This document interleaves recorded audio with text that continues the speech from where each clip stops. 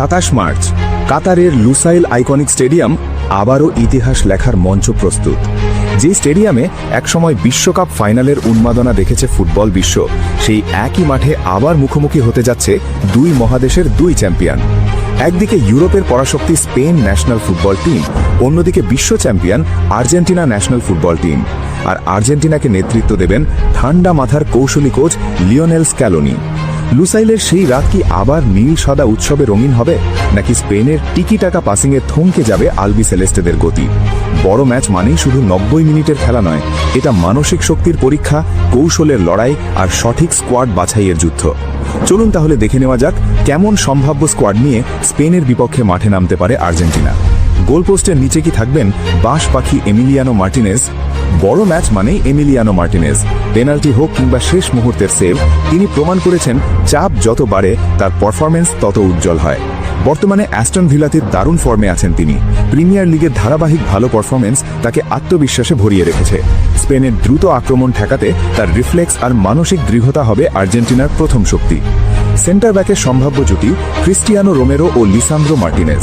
রোমেরোর আগ্রাসী ট্যাকলিং ও লিসান্দ্রোর ball control, এই combination স্পেনের ফরওয়ার্ডদের জন্য বড় চ্যালেঞ্জ। অনেকে তো বলেন বর্তমান সময়ে রোমেরো বিশ্বের সেরা ডিফেন্ডারদের একজন। অভিজ্ঞতার জায়গায় বিকল্প হিসেবে থাকবেন নিকোলাস ওতামেন্দি, যার বড় ম্যাচে অভিজ্ঞতা অমূল্য। বাম পাশে থাকবেন নিকোলাস ট্যাগলিয়াফিকো, যিনি রক্ষণ ও আক্রমণ দুদিকেই সমান কার্যকর। ডান পাশে গতিময় নাহুয়েল মলিনা, তার ওভারল্যাপিং রান স্পেনের ডিফেন্সের চাপ তৈরি করতে পারে। মাঝমাঠি হবে এই ম্যাচের আসল যুদ্ধক্ষেত্র। সম্ভাব্য ত্রয়ী অ্যালেক্সিস ম্যাকালিস্টার, এনজো ফার্নান্ডেজ ও তরুণ প্রতিভা নিকো পাজ। ম্যাকালিস্টার বর্তমানে লিভারপুলের দুর্দান্ত ছন্দে আছেন। বল কন্ট্রোল, পাসিং, দূরপাল্লার শট সবকিছুতেই কার্যকর। এনজো ফার্নান্ডেজ চেলসিতে মাঝমাঠের ইঞ্জিন। তার ডিফেন্সিভ কভার ও আক্রমণ শুরু করার ক্ষমতা আর্জেন্টিনাকে ভারসাম্য দেবে। আর নিকো পাজ তরুণ হলেও সাহসী, সৃজনশীল, আত্মবিশ্বাসী। এতটাই ভালো খেলছেন যে রিয়াল মাদ্রিদ সিএফ ভবিষ্যতে তাকে দলে ফেরাতে পারে, এমন আলোচনা চলছে ফুটবল মহলে। বিকল্প হিসেবে থাকবেন পরিশ্রমী রদ্রিগো ডি পল ও অভিজ্ঞ লিয়ান্দ্রো পারেদেস। ডি পলের এনার্জি আর পারেডেসের লং পাস ম্যাচের গতিপথ বদলে দিতে পারে। এবার আসি আর্জেন্টিনার সবচেয়ে ভয়ঙ্কর অংশে, আক্রমণ ভাগে। এক পাশে ফুটবলের জাদুকর লিওনেল মেসি। বয়স বাড়লেও তার পাস, ড্রিবল, ফিনিশিং সবই এখনও বিশ্বমানের। গোল ও অ্যাসিস্ট দুদিকেই তিনি এখনও কার্যকর। অন্য পাশে দ্রুত গতির থিয়াগো আলমাদা, যিনি জায়গা তৈরি করতে ও ডিফেন্স ভাঙতে পারদর্শী।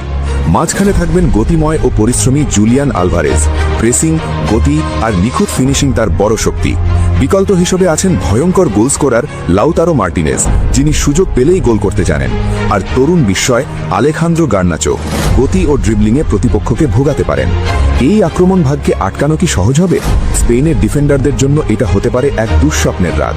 তবে মনে রাখতে হবে, স্পেন ন্যাশনাল ফুটবল টিম বর্তমানে বিশ্বের হট ফেভারিটদের একটি।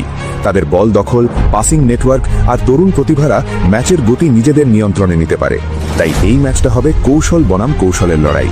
স্পেন যদি বল বেশি দখলে রাখে, আর্জেন্টিনা খেলবে দ্রুত কাউন্টার অ্যাটাকে। আর যদি ম্যাচ ওপেন হয়ে যায়, তাহলে গোলের বন্যা দেখতেও পারে দর্শকরা। সব মিলিয়ে প্রশ্ন একটাই, এটা আর্জেন্টিনার সেরা সম্ভাব্য স্কোয়াড? গোলপোস্টে নির্ভরতা, ডিফেন্সে আগ্রাসন, মিডফিল্ডে সৃজনশীলতা, আক্রমণে জাদু, এই কম্বিনেশন সত্যিই ভয়ঙ্কর। এই দলকে আটকানো সহজ হবে না, কিন্তু ফুটবল অনিশ্চয়তার খেলা। 90 মিনিটে এক মুহূর্তই সবকিছু বদলে দিতে পারে। লুসাইল আবার কাঁপবে, গ্যালারি গর্জে উঠবে, আর বিশ্ব তাকিয়ে থাকবে এই মহারণের দিকে। শেষ পর্যন্ত কে জিতবে? আর্জেন্টিনার জাদু নাকি স্পেনের নিখুঁত পাসিং? ম্যাচটা কিন্তু একদম মিস করবেন না। এখন আপনার পালা।